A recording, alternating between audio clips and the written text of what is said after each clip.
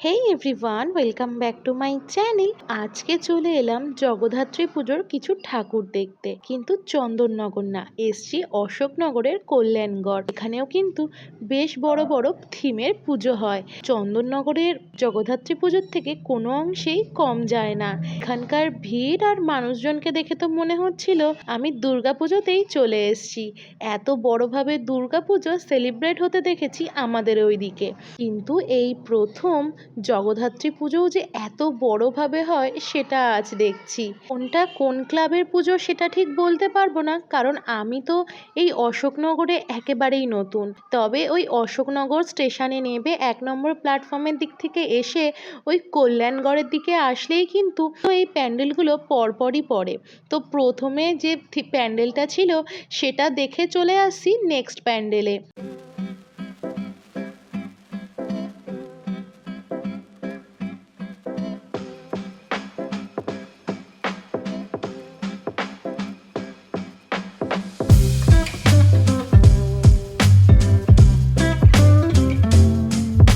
অশোকনগরের লাইটিংও কিন্তু খুব একটা মন্দ নয়। আজকের ভিডিওটা জানো তো, আমি ভেবেছিলাম শর্টসের ওপরেই হবে, তো সেই জন্য আমি সেই মতোই ভিডিওগুলো ভার্টিক্যালি শ্যুট করেছি, কিন্তু তারপরে দেখলাম বেশ বড় হয়ে গেছে ভিডিওটা, তাই আজকে তোমাদের জন্য ভিডিওটা এই ভার্টিক্যালিভাবেই থাকলো।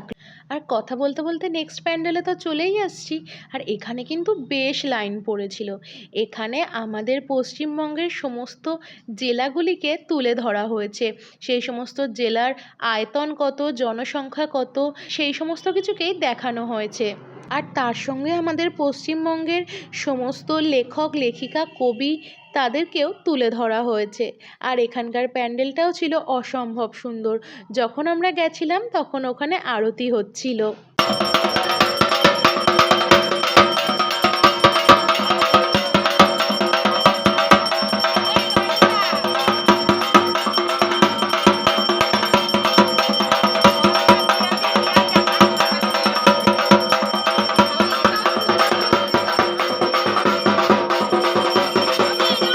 এই অসম্ভব সুন্দর প্যান্ডেলটাকে দেখে চলে আসলাম আমাদের থার্ড প্যান্ডেল, যেটা হচ্ছে একটা গুহা। এই গুহার মাধ্যমে আদিম মানুষের জীবনযাত্রাকে তুলে ধরা হয়েছিল। অসম্ভব সুন্দর।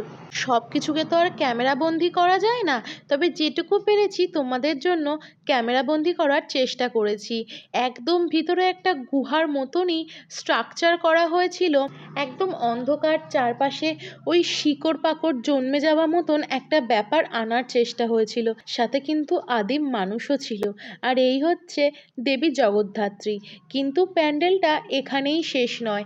এরপরে একটা শো দেখানো হয়েছিল, যেখানে কিন্তু আদিম মানুষের জীবনযাত্রা কেমন ছিল সেটাকেই তুলে ধরা হয়েছে। আদিম মানুষের জীবনযাত্রার ওপরে অডিও চলছিল, যেটার মাধ্যমে তাদের জীবনযাত্রা, তারা কীভাবে আগুনকে আবিষ্কার করলো, সব কিছুকে তুলে ধরা হয়েছে। বাচ্চাদের জন্য প্যান্ডেলটা কিন্তু বেশ ভালো লাগবে। একদম নতুনত্ব একটা থিম।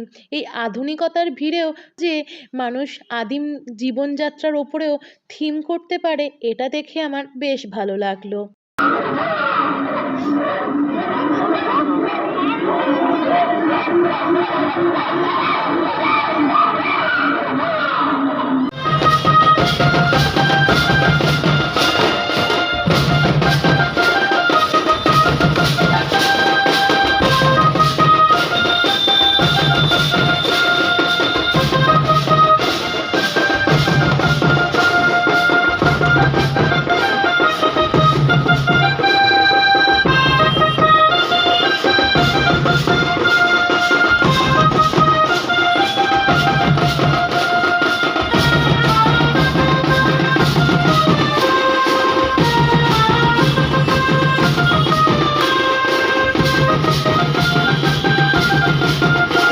রাস্তার ওপরে মানুষজনের এত আনন্দ উল্লাস দেখে কিছুটা দাঁড়িয়ে সেটাকেও ক্যামেরা বন্দি করে নিলাম।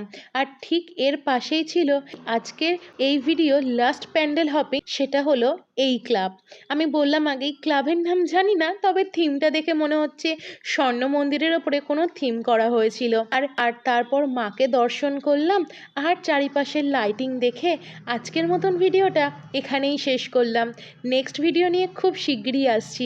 আর আশা করি নেক্সট ভিডিওটাও এই অশোকনগরের কল্যাণগড়ের জগদ্ধাত্রী পুজোর ওপরেই থাকবে। আজকের জন্য এইটুকুই, টাটা।